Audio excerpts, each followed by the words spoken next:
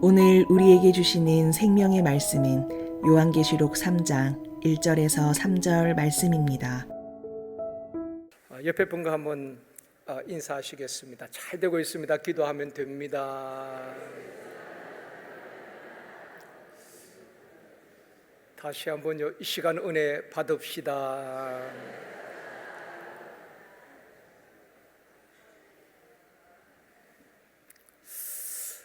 요한계시록 2장 3장이 나오는 소아시아 7교회는 이 땅의 모든 교회를 대표하고 있습니다. 말세의 모든 교회를 대표하고 있습니다. 그러므로 7교회뿐 아니라 이 시대의 모든 교회와 모든 성도들에게 주신 말씀으로 받아야 되는 것입니다.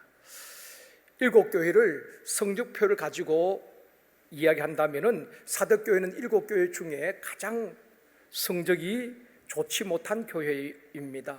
가장 초라한 교회라는 것입니다. 사도교회에 주신 말씀을 읽을 때에 대부분 우리 교회와는 상관이 없다, 나와는 상관이 없다고 생각합니다. 그렇지 않습니다. 사대교회의 모습이 오늘날 한국교회의 모습이고 우리 교회의 모습이고 우리 자신들의 영적 실상일 수 있다는 것입니다. 그러므로 말씀을 받을 때에 우리 교회는 건강한 교회인가, 나는 영적 상태가 어떠한가, 말씀 앞에서 우리 자신들을 살펴보기를 원합니다. 사대교회를 향해서 주님께서 뭐라고 말씀하십니까? 내가 살았다는 이름은 가졌지만은 죽은 교회다, 죽은 성도라고 말씀을 하고 있습니다. 듣기 굉장히 거북하지요. 사대교회가 열심히 있었습니다. 나름대로 꼿꼿이도 봉사하고 찬양도 열심히 했습니다. 그런데 주님께서 말씀하시기를 너희들 잘했다 칭찬하는 것이 아니라 너희들이 살았다고 말하지만은 실상은 죽은 자라고 말하고 있습니다. 자존심이 상할 수가 있습니다. 그런데 본문을 자세히 보면은 교회를 세우시고 교회를 사랑하시는 주님의 마음이 담겨져 있습니다. 주님은 그냥 책망만 하시는 것이 아니라 죽어가는 그 교회들을 다시 회복시키고자 하는 주님의 간절한 소망이 담겨져 있다는 것입니다. 꺼져가는 등불처럼 죽어가는 사대교회의 영적 상태를 알려주고 다시 살아날 수 있는 방법을 알려주고 있습니다. 이런 경우지요, 의사가 암 환자에게 당신의 몸에 암이 생겼습니다. 그렇지만은 수술을 하고 항암 치료를 잘 받으면은 건강을 다시 회복할 수 있습니다 라고 말하는 것처럼 우리 주님께서 죽어가는 이 사대교회를 향하여서 진단하시고 다시 회복시켜 주시는 그 길을 제시해 주고 있다는 것입니다. 이번 주와 다음 주에 걸쳐서 2주간 동안 사도교회 주신 말씀을 통해서 우리 모두 깨닫는 은혜가 있기를 주님의 이름으로 축원합니다. 사대는 두아디라에서 48km 정도 떨어진 곳에 있는 교회입니다. 지난주 두아디라 교회 살펴보았습니다마는 거기서 한 48km 떨어진 곳에 사대란 지역이 위치하고 있습니다. 사대는 당시 사치와 부요함의 대명사였습니다. 그 지역에서는 양모 산업과 금이 많이 나왔기 때문에 부유한 도시였습니다. 황금의 사대라고 불릴 만큼 금이 많이 생산이 되었습니다. 최초로 금화와 은화를 만들어서 화폐로 사용할 정도로 금화 세공업이 굉장히 발달한 도시가 바로 사대였다는 것입니다. 역사의 아버지라 불리어지는 헤로도토스라는 분이 이런 말을 했습니다. 거대한 아데미 신전을 중심으로 날마다 연회와 오락과 축제가 끊이지 않는 부유하고 세속적인 도시가 사대였다. 고대 역사의 아버지라 불려지는 이 헤로도토스가 사대교를 보고 이렇게 진단한 것입니다. 그 사대에는 거대한 아데미 신전이 있었고, 그리고 그 사대에서는 날마다 연회와 오락과 축제가 벌어질 만큼 부유했다는 것입니다. 그러면서도 세속적인 도시가 사대였다. 역사가 헤로도토스는 그렇게 이야기하고 있습니다. 사대 사람들은 풍요와 다산을 상징하는 아데미 여신을 섬겼습니다. 지금도 그 신전 터가 있습니다. 전에 우리 성지순례 갔을 때에 찍은 사진입니다. 뒤에 보면 큰 기둥이 2개가 있습니다. 많은 기둥들이 다 무너졌지만은 아직도 그 신전터 위에 기둥이 2개 남아 있습니다. 그 앞에서 우리 성지순례팀이 찍은 사진입니다. 바로 이 아데미 신전이 있는 그 옆에 사대교회가 있었습니다. 사대교회 그 남아있는 그 터에 우리가 들어가서 찍은 사진입니다. 사대교회가 바로 그 아데미 신전이 있는 그 옆에 사대교회가 있었다는 것입니다. 첫 번째로 모든 것을 아시는 주님입니다. 7교회 동일하게 하시는 말씀이 무엇인가 하면은 주님은 다 알고 계신다는 것입니다. 요한계시록 2장 2절에 말씀합니다. 에베소 교회를 향하여서 이렇게 말씀합니다. 내가 내 행위와 수고와 내 인내를 알고 있다. 또 스무나 교회도 2장 9절에 보면 이렇게 말씀합니다. 같이 읽겠습니다. 내가 내 환난과 궁핍을 알거니와 실상은 내가 부유한 자니라. 자칭 유대인이라 하는 자들의 비방도 알거니와. 우리 주님께서는 스무나 교회가 환난과 궁핍도 다 알고 있다는 것입니다. 그리고 유대인으로부터 비방당하는 것도 주님은 다 알고 계신다는 것입니다. 오늘 본문에도 1절 말씀하고 있습니다. 같이 읽겠습니다. 사대교회 사자에게 편지하라. 하나님의 7 영과 7 별을 가지신 이가 이르시되 내가 내 행위를 아노니. 모든 교회에 주신 말씀이 우리 주님이 다 알고 있다. 여기서 안다는 것은 피상적으로 아는 것을 말하는 것이 아닙니다. 짐작해서 아는 것을 말하는 것이 아닙니다. 여기서 안다는 말은 인간의 속 마음과 사대교의 영적 상태를 꿰뚫어 보시고 정확하게 아신다 하는 신적 통찰력을 말하는 것입니다. 우리는 잘 모르죠. 지금 옆에 분이 어떤 생각을 갖고 있는지 우리는 전혀 알 수가 없습니다. 그 사람이 어떤 생각을 하고 있는지, 그분의 삶이 어떠한지 우리는 알 길이 없지만은 우리 주님은 정확하게 외모뿐 아니라 우리의 속 마음과 생각까지 다 알고 계신다는 것입니다. 그래서 10길 물속은 알아도 한길 사람 속은 모른다는 속담처럼 우리는 모르지만 하나님은 우리의 모든 것을 다 알고 계신다는 것입니다. 시편 139편 1절 이번 주 암송 말씀입니다. 같이 읽습니다. 여호와여 주께서 나를 살펴보셨으므로 나를 아시나이다. 다윗의 고백이거든요. 다윗은 주님은 나를 살펴보시고 나의 모든 것을 다 알고 계신다 고백을 하고 있습니다. 그러면 주님이 뭘 알고 계신다는 겁니까? 계속해서 말씀합니다. 2절입니다. 같이 읽습니다.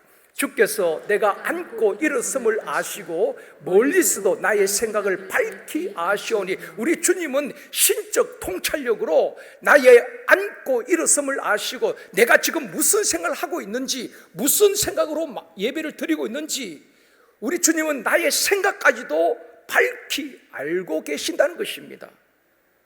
3절 4절도 말씀합니다. 같이 읽습니다. 나의 모든 길과 내가 눕는 것을 살펴보셨으므로 나의 모든 행위를 익히 아시오니 여호와여 내 혀의 말을 알지 못하는 것이 하나도 없으시니이다. 다윗은 그렇게 고백합니다. 사람은 모르지만은 우리 주님은 나를 살펴보시고 나의 모든 행위를 알고 계시고 내가 동굴에서 누워 일어나는 것도 알고 계시고 내 혀의 말도 우리 주님은 다 들으시고 알고 계시고 주님이 모르는 것이 하나도 없다는 것입니다. 누군가가 여러분들의 속마음을 다 알고, 아니 여러분들이 오늘 어제 어디 갔는지 무엇을 했는지 다 알고 있다면 여러분 두렵지 않겠습니까? 우리가 하나님을 두려워해야 할 이유이기도 합니다. 사람은 모르지만 우리 하나님은 우리의 생각과 우리의 행위와 우리의 앉고 일어서 모든 것을 일거수일투족을 다 알고 계신다는 것입니다. 그분은 전능하신 분이시기 때문에 그런 것입니다. CCTV로 사람을 다 감시하고 있잖아요. 여러분, 우리가 어떻게 보면은 골목길을 가다 다 감시를 당하고 있는 것입니다. 물론 이렇게 범죄를 예방하기 위해서 그런 CCTV를 다 설치해 놨습니다만은 우리 주님께서 우리를 살피시고 안다고 말하는 것은 CCTV로 우리를 감시하듯이 우리 주님께서 우리를 감시하시고 잘못하면 책망하시고 벌을 주시는 그런 의미가 아닙니다. 우리 주님께서 다 아신다는 것은 우리를 지키시고 보호하기 위해서 졸지도 않아 하시고 주무시지도 않아 하시고 불꽃 같은 눈동자로 우리를 살피시고 우리를 보고 계신다는 것입니다. 그런데 문제는 우리는 하나님의 시선이나 평가에 대해서 별로 의식하지 않는다는 것입니다. 이런 말씀을 들어도 하나님이 모르는 것으로 알고 있다는 것입니다. 오히려 우리는 누굴 더 의식합니까? 사람들의 시선이나 CCTV나 아니면 사람들의 말이나 평가에 더 예민하게 반응하고 있지 않습니까? 이게 바뀐 겁니다.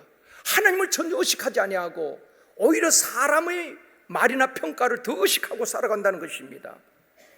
사람들이 나를 어떻게 볼까? 사람들이 나를 어떻게 생각할까? 그러면서 사람들이 말 한마디 좋은 말 들으면은 마음이 기쁘기도 하고 자신감이 생기기도 하고, 반대로 말 한마디 잘못 들으면은 하루 종일 우울하고 낙심이 되고 무너지기도 하는 것입니다. 그런데 성경에 보면 요셉이나 다윗, 믿음의 사람들을 보면은 하나님을 의식하는 삶을 살았습니다. 사람보다도 하나님이 보고 계신다, 하나님의 모든 것을 알고 계신다, 나의 억울함도, 나의 모든 것을 하나님이 보고 계시고 알고 계신다, 코람데오의 삶을 살았다는 것입니다. 코람데오란 것은, 코람이란 것은 앞에서, 데오는 하나님 아닙니까? 그래서 하나님 앞에서 코람데오, 모든 믿음의 사람들은 그렇게 살았습니다. 요셉을 보십시오. 보디발 아내가 계속 유혹을 합니다. 어느 날 보디발 아내가 의도적으로 집안의 모든 종들을 내보내고 요셉과 둘밖에 없는 것입니다. 아무도 보는 사람이 없습니다. 엄밀하게 유혹을 합니다. 그때 요셉이 뭐라고 고백합니까? 내가 하나님 앞에서 어찌 큰 죄를 범할 수 있겠는가? 사람은 보지 않습니다. 그런데 하나님이 지금 보고 계신다는 것입니다. 이게 코람데오의 삶이거든요. 요셉은 억울하고 때로는 정말 분통이 터지는 그런 일들이 있었지만은 그의 신앙은 늘 하나님이 다 보고 계신다, 하나님은 반드시 나의 억울함도 풀어주실 것이고 나의 모든 것을 아시는 그분께서 나의 모든 대적들을 물리쳐 주실 것이다, 코람데오의 삶을 살았던 것입니다. 그리고 사람은 보지 않지만 하나님 앞에서 내가 어떻게 죄를 범할 수 있겠는가, 그리고 거절하는 것입니다. 사랑하는 성도 여러분, 우리가 정말 두려워하고 의식해야 할 것은 하나님의 시선과 하나님의 평가라는 것입니다. 그런데 안타깝게 저도 여러분도 마찬가지입니다. 하나님 별로 의식하지 않습니다. 오히려 사람들께 들킬까 봐 더 두려워하고 있지 않습니까?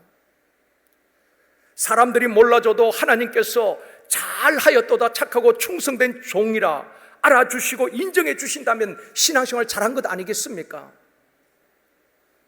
주님께로부터 수고했다, 잘했다, 잘 인내했다 인정받고 칭찬받는 저와 여러분이 되어지기를 주님의 이름으로 축원합니다. 우리 하나님께서 천지 만물을 창조하시고 하시는 말씀이 하나님 보시기에 좋았더라. 첫째 날에도 둘째 날에도 마지막 날에도 하나님 보시기에 심히 좋았더라. 하나님 보시기에 좋았지요. 우리가 사람 보기에도 좋아야 하지만 하나님 보시기에 좋은 교회가 되어지기를 원합니다. 하나님 보시기에 좋은 가정이 되어지기를 원합니다.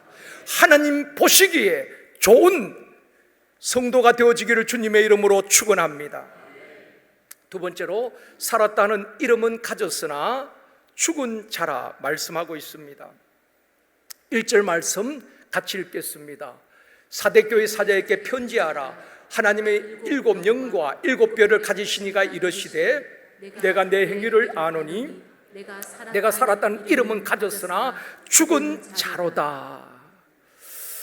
지금 주님은 사대교회의 믿음을 탓하고 있지 않습니다. 너희들이 믿음을 저버렸다, 그런 말씀하고 있지 않습니다. 사대교회는 사람들이 볼 때에 참 좋은 교회였습니다. 문제 없는 교회였습니다. 교회도 부흥하고 재정도 풍부했습니다. 사람이 볼 때는 괜찮은 교회였고 살아있는 교회처럼 보였다는 것입니다. 사람들로부터 칭찬받는 교회였습니다.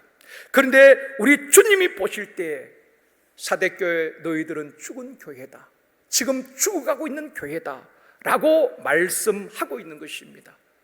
굉장히 듣기 거북하지요. 오늘날 한국교회 실상일 수도 있습니다. 교회가 부흥하고 재정적으로 넉넉하고 우리는 부족함이 없다고, 우리는 문제가 없다고, 우리는 신앙생활 잘하고 있다라고 말하지만은 정확한 판단은 우리 주님의 판단이란 것입니다. 사대교회를 향하여서 너희들은 죽었다, 그렇게 말씀을 하고 있습니다. 사대교회는 버가모 교회나 두아디라 교회처럼 세상과 타협한 것도 아닙니다. 그렇다고 음란을 행하고 방탕한 삶을 산 것, 그걸 지적하고 있지 않습니다. 다른 교회들처럼 우상 숭배하는 그런 죄에 대한 책망이 아니란 것입니다. 사대교회는 오히려 교회 안에 굉장히 열심히 있고 신앙생활을 잘 한다고 생각하는 사람들 향해서 말씀하고 있는 것입니다. 또 교회 안에서 저 사람은 정말 믿음 좋은 사람이라고, 저분은 우리 제일성도교회 일꾼이라고, 저분은 우리 제일성도교회 기둥이라고 칭찬받는 그들을 향하여서 경고하고 있는 말씀이란 것입니다. 그렇게 따지고 본다면 저와 여러분들이 동일하게 들어야 될 말씀이란 것입니다. 사대교회는 다른 교회처럼 이단의 위협이나 또 외부의 핍박이 비교적 적었던 교회입니다. 그런데 내부적으로 안일함과 자만으로 인하여서 영적 생명력을 잃어가는 죽은 교회였다, 그렇게 주님이 말씀하고 있는 것입니다. 자신들은 예수를 잘 믿는 것으로 착각했습니다. 우리는 지금 잘하고 있다고 생각하고 있는 것입니다. 여러분, 그것이 오늘 우리 교회의 모습 아니겠습니까? 한국교회의 모습 아니겠습니까? 사대교회가 그랬다는 것입니다. 우리 교회 문제 없어, 우리 지금 열심히 맡은 바 예루살렘 찬양대 잘하고 있고 곳곳이 잘하고 있고 내 맡은 사명 잘하고 있어 라고 생각하기도 쉽다는 것입니다. 나만큼 열심히 기도하는 사람 있으면 나와보라고 해. 나만큼 교회 사랑하는 사람이 있겠어? 나만큼 열심히 봉사하는 사람이 있으면 데리고 와봐. 나만큼 성경을 많이 읽고 성경에 대해서 많이 아는 사람 있다면 내 앞에 나와보라고 해. 그러면서 믿음이 연약한 사람, 또 봉사하지 않는 사람을 은근히 판단하고 정죄하기도 한다는 것입니다. 이것이 사대교회의 모습이었다는 것입니다. 2절에서 말씀합니다. 같이 읽겠습니다. 너는 일깨어 그 남은 바 죽게 된 것을 굳건하게 하라. 내 하나님 앞에서 내 행위의 온전한 것을 찾지 못하였노니, 우리 하나님께서 불꽃 같은 눈으로 볼 때에 내 행위의 온전한 것을 찾아보지 못했다는 것입니다. 그 사대교회 안에도 진짜 온전한 믿음을 가진 사람을 찾아보았지만은 살아있는, 영적으로 깨어있는 사람들이 많지 않았다는 것입니다. 마치 소돔 고모라 성을 멸하기 전에 의인 10명을 찾았지만 의인 10명을 찾지 못했던 것처럼 하나님 앞에 내 행위의 온전한 것을 찾지 못하였다 말씀하고 있는 것입니다. 사람은 겉만 보고 사대교회는 문제없다고, 좋은 교회라고 평가했지만은 주님은 너희들이 살았다고 말하지만 실상은 죽은 교회다, 아프지만은 주님께서 정확하게 진단하시고 그 다음에 살아날 수 있는, 회복할 수 있는 길을 제시해 주고 있는 것입니다. 사람은 외모만 보고 판단하고 평가합니다. 이런 경우 있죠. 어떤 분들은 바깥에서는 모든 사람들에게 잘하고 친절하게 대합니다. 잘 웃고. 근데 집에서는 잘 못하는 분들이 있잖아요. 저도 뭐 그 가운데 한 사람입니다만은 이제 제 아내가 항상 제게 이제 주일날 아침에 한 7시 20분 그때 문자를 항상 보냅니다. 어머님이 돌아가시고 난 다음에 12년째 매주일마다 제게 문자를 보내요. 격려 문자죠. 그 오늘은 제가 이제 딱 보는데 그런 문자를 보냈어요. 최근 들어서 부쩍 친절하게 대하는 당신이 고맙습니다. 그런 문자를 보냈어요. 저는 별로 못한 것 같아요. 그런데 바깥에서 뭐 하다 보면 또 집에 가 또 뭐 못할 때가 있잖아요. 근데 우리는 뭐 같이 살아보지만 잘 모르잖아요. 전에 제가 교사로 섬기던 교회에 권사님 한 분이 계셨는데 진짜로 훌륭한 분이셨습니다. 기도 얼마나 열심히 하는지 몰라요. 기도 대장이었습니다. 전도 얼마나 열심히 하는지 모릅니다. 그야말로 여장부였습니다. 교회 일이라면은 두 팔 걷어붙이고 항상 앞장서서 열정적으로 하셨던 그런 권사님이셨습니다. 그리고 교회 안에서도 다 인정받는 분이셨습니다. 한 번은 교사들과 함께 전도하다가 그 권사님 가까이 집 앞을 지나가면서 예고 없이 권사님 댁에 들어간 적이 있었습니다.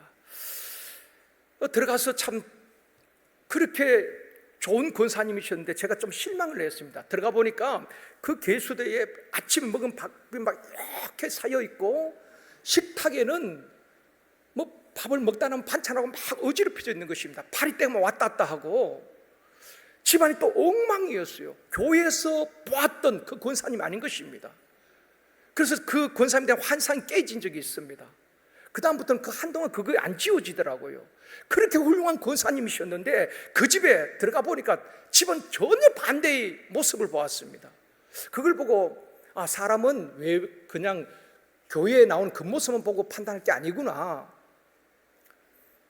여러분 이런 경우도 있잖아요. 집안에서는 엉망인데 늘 바깥에 나갈 때는 화장을 예쁘게 하고 다니는 분들도 있잖아요. 그렇게 잘 모르는 것입니다. 그 집안에 안 가보고는 그 실상을 잘 모른다 이 말입니다. 지금 사대교회가 그런 것입니다.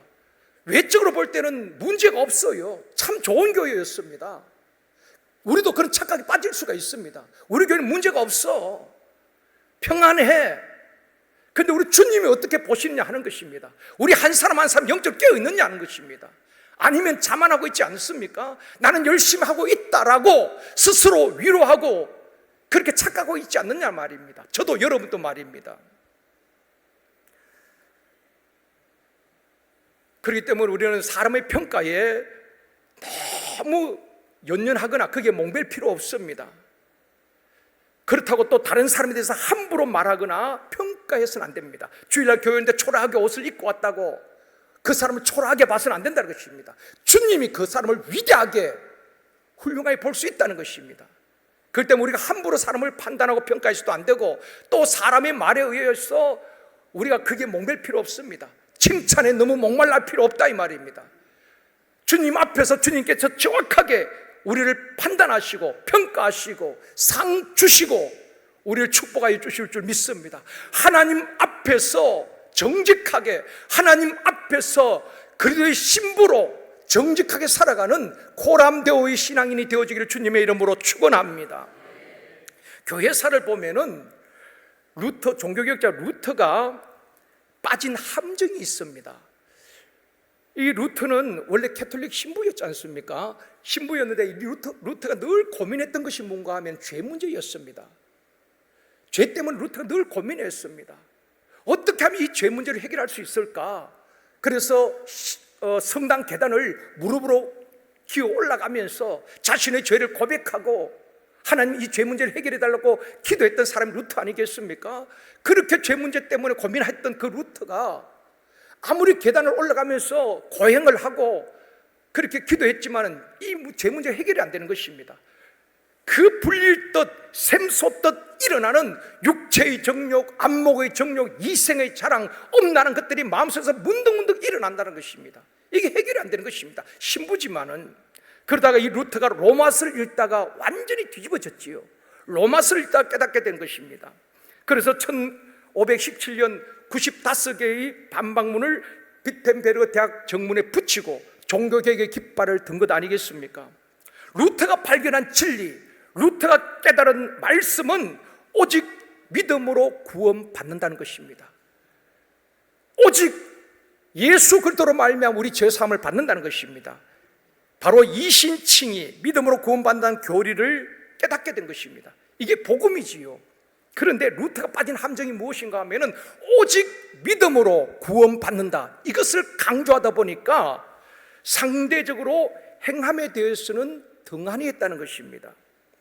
행위는 구원과 관계가 없다. 그런데 여러분, 오늘 사대교회 주님이 하신 말씀이 무엇입니까? 너희들의 행위를 내가 알고 있다. 행위가 온전한 삶을 내가 찾지 못했다. 지금 주님은 믿음을 이야기하고 있는 것이 아니라 사대교회의 행위, 구원받은 성도들이 어떻게 살아가는가, 그 삶을 들여다보고 있다는 것입니다. 주님 마찬가지입니다. 우리가 다 구원받았습니다. 믿음으로 다 구원받았어요. 그렇지만은 우리 주님이 저와 여러분을 들여다보는 것은 우리의 삶을 들여다보고 계시는 것입니다. 진짜 구원받은 삶을 살고 있는가, 우리의 행위를 보고 계신다는 것입니다. 그래서 우리 주님께서 진단 내린 것은 사대교를 향해서 너희들이 살았다고 말하지만은 실제적으로 너희들은 행함이 없는 죽은 자라고 진단을 하고 계시는 것입니다. 바로 루트가 빠진 함정이 그거였습니다. 오직 믿음으로 구원받는다, 그것을 주장하다 보니까 루트는 심지어 이런 말을 했습니다. 행함이 없으면 그 믿음은 뭐라 그랬습니까? 죽은 믿음이라고 야고보서에 보면 그 말씀 나오죠. 행함이 없는 믿음은, 야고보는 굉장히 행함을 강조했거든요. 그러다 보니까 루트는 그 야고보서를 지푸라기 복음이라고, 지푸라기 스신이라고 평가절하했던 사람이 바로 루트였습니다. 그런데 루트가 나중에 깨달았던 것 같아요. 루트는 평생 그 비텐베르 그 교회에서 설교를 하고 그렇게 살았습니다. 전에 우리 종교교회 갔을 때에 비텐베르크에 있는 루트가 설교했던 그 교회도 방문을 했습니다마는, 그런데 루트가 그렇게 설교를, 그 비텐베르크에 있는 성도들에게 설교를 했는데 루트는 믿음을 많이 강조했던 것입니다. 예수는 믿음으로 구원받습니다 했는데 그 다음에 삶에 대해서 그렇게 많이 강조하지 않았던 것 같습니다. 문제는 나중에 루트가 노년에 보니까 이 비텐베르크 시민들과 또 많은 대학생들이 방탕한 삶을 살아가고 있는 것입니다. 교인들 가운데 말입니다. 그때 루트에게 마음에 참 아픔이 있었다는 것입니다. 교회사에 보면은 루트는 그렇게 설교를 듣고도 변하지 않는, 삶이 변하지 않는, 그들의 행위가 변하지 않는 또다시 방탕한 생활로 돌아가 버린 그 비텐베르크 시민들과 대학생들을 보면서 루트가 설교를 중단했다는 것입니다. 아무리 설교도 변화가 되지 않으니까 설교를 중단했다는 것입니다. 그런데 루터의 부족한 부분을 꿰뚫어 본 사람이 바로 칼빈입니다. 장로교의 창시자, 우리가 믿고 있는 칼빈주의, 그 칼빈이 루터의 부족한 부분을 꿰뚫어 보고 있었던 것입니다. 그래서 칼빈이 주장한 말이 있습니다. 우리 같이 읽어보겠습니다. 그리스도인의 신앙은 자기의 거룩한 삶을 통해서 증명해야 한다. 어쩌면 칼빈이 주장했던 가운데 핵심 말이기도 합니다. 그리스도인의 신앙은, 저와 여러분의 믿음이 있다는 것은 무엇으로 증명합니까? 교회 열심히 다니고 11조 열심히 한다고 아닙니다. 거룩한 삶을 통하여서, 여러분의 직장에서, 여러분의 삶의 현장에서, 우리의 삶을 통하여서 진짜 신앙인이라는 것을 증명해야 한다는 것입니다. 이것이 칼빈이 주장한 것입니다. 그러니까 칼빈은 믿음과 행함을 같이 가르쳤습니다. 구원받은 성도들은 철저히 하나님의 말씀에 순종하는 삶을 살아야 한다. 하나님 말씀에 순종하다 보면은 내 삶이 변화되어지는 것입니다. 그럴 때 많은 믿지 않는 사람들이 보고, 저 사람은 진짜 그리스도인이구나. 그러므로 거룩한 삶을 통해서 그리스도인이라는 것을 증명해야 한다. 사랑하는 성도 여러분, 저와 여러분은, 여러분의 일터는, 여러분의 직장은 바로 여러분의 선교의 사역지인 것입니다. 여러분이 일터 선교사로서 살아가야 하는 것입니다. 여러분 직장에서 동료들이, 믿지 않는 분들이, 야, 저분은 진짜 예수 믿는데 정직해, 저분은 믿을만해, 무엇이든지 맡길만 해, 내가 보지 않아도 저 사람은 정말 정직한 사람이야. 그게 바로 예수 그리스도를 증거하는 것 아니겠습니까? 길거리나 전도하는 그 이상으로 바로 우리가 정인된 삶을 살아가는 것입니다. 우리 모두는 일터 선교로 사는 것을 기억해야 하는 것입니다. 바로 칼빈은 그렇게 믿음 있는 사람, 구원받은 성도들은 하나님의 말씀대로 살아야 한다, 그렇게 강조를 했습니다. 그런데 시간이 지난 다음에 칼빈이 죽고 난 그 이후에 그 칼빈이 사역했던 제네바, 그 제네바 교회는 당시 지상에서 가장 모범적인 그리스도인이라는 평가를 받았다는 것입니다. 자, 다시 말씀드릴게요. 루터는 그렇게 설교했지만은 믿음으로 구원받는다, 그것만 강조하다 보니까 사람들이, 그렇게 구원받은 성도들이 삶이 뒷받침되지 못했습니다. 그래서 타락하기도 하고, 그래서 루터도 참 고민에 빠졌었는데, 칼빈은 예수 믿는 사람들은, 구원받은 성도들은 거룩한 삶으로 그리스도인이라는 것을 증명해야 된다. 지나고 보니까 나중에 이분들이 삶으로 증명해낸 것입니다. 그래서 당시에 지상에서 가장, 제네바 교회의 성도들은 가장 모범적인 그리스도인이었다 평가를 받았다는 것입니다. 역사가 증거하고 있는 것입니다. 주님은 사대교회를 향해서 믿음이 없다고 책망한 것이 아닙니다. 믿는다고 하면서 말만 하고 행함이 없는 그들의 행위를 보시고 너희들이 살았다고 말하지만 실상은 죽었구나, 안타까워하면서 죽어가는 사대교회를 심폐소생술로 살려내듯이 우리 주님께서 다시 살아날 수 있는 방법을 제시하고 있는 것이 오늘 본문의 그 이후에 나오는 내용이란 것입니다. 사랑하는 성도 여러분, 한국교회가 다시 살아날 수 있는 길, 우리 제일선교회가 살았다지만은 우리도 착각하고 있는 죽은 교회일 수가 있습니다. 우리가 다시 살아나고 영적으로 깨어날 수 있는 길, 우리 샘터가 다시 살아날 수 있는 길, 우리 각자가 하나님 앞에서 영적으로 다시 일어나고 깨어날 수 있는 길, 우리 주님이 알려주고 있습니다. 이것은 다음 주에 이어서 말씀을 드리도록 하겠습니다. 오늘 말씀을 정리하겠습니다. 사랑하는 성도 여러분, 이 시간 우리가 결단하기를 원합니다. 사람의 시선이나 평가에 여러분 얼마나 민감하게, 사람들이 나를 어떻게 생각할까, 사람들이 나를 어떻게 바라볼까, 어떻게 평가할까, 여러분 얼마나 예민하게 반응합니까? 사람들 얼마나 의식합니까? 그런데 하나님을 진짜 의식하고 살아가고 있느냐는 것입니다. 진짜 우리가 두려워하고 의식해야 될 것은 하나님 아니겠습니까? 하나님 앞에서 우리가 최종 평가를 받아야 되는데, 정말 하나님 앞에 부끄럽지 아니하는 우리 주님께서 참 잘했구나, 정말 수고 많았어, 나 때문에 그렇게 인내하였구나, 우리 주님이 알아주시고 우리 주님이 칭찬하시는 우리 모든 성도가 되어주기를 원합니다. 그리고 여러분, 그리스도인이라는 것은 예수 믿지 않는 사람과 다른 것이 뭐가 있습니까? 주일날 교회 와서 예배드리고 그리고 11조 감사 헌금하는 것 외에 다른 것이 없다면은 우리가 무엇으로 예수를 증명할 수 있겠습니까? 여러분의 삶의 현장, 직장, 일터가 여러분의 선교 현장인 것입니다. 여러분 일터 선교사라는 의식을 가지시고 여러분의 삶의 현장에서 정말 하나님 앞에서 코람되어의 신앙으로 살아갈 수 있기를 원합니다. 그래서 다른 사람들이, 믿지 않는 동료들이 볼 때에 저분은 진짜 예수 믿는 사람이야, 저분은 진짜 믿을 만해, 참된 그리스도인이라 평가받을 만큼 또 우리의 삶을 통해서 예수 그리스도를 증거하고 또 그리스도인임을 증명해내는 저와 여러분의 삶이 되어지기를 주님의 이름으로 축원합니다.